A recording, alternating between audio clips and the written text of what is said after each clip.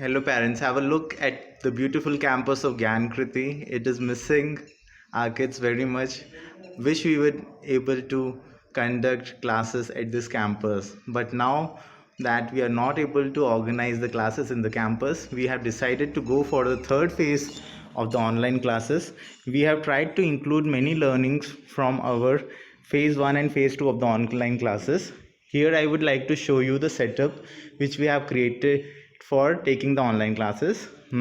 Uh, so this is one of the demo classes which is going on. You can see our educators, Ms. Rachna Saxena and Ms. Kirti Agrawal over here.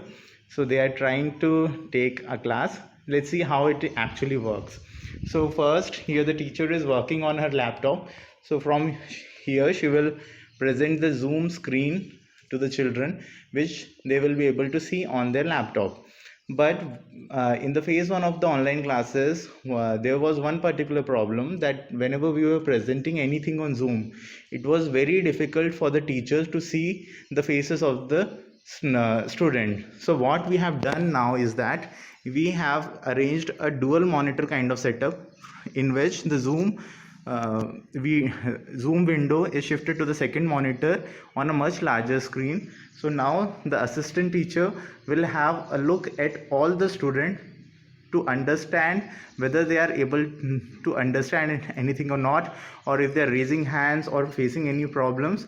Then in that case we will be able to make required interventions. Then the second issue was that suppose we wanted to teach something by writing or just reading out any book, we were not able to do it. So we have created this particular setup with the help of a simple tripod and a mobile camera, which can do live telecast to our Zoom meeting. So let's see how it works. So suppose Miss Kirti Agrawal is reading something from the book. Once there was a little boy. Okay, so as you can see, it is displaying the exact same thing in this particular camera. Now, this particular window will be shared with students over a Zoom call.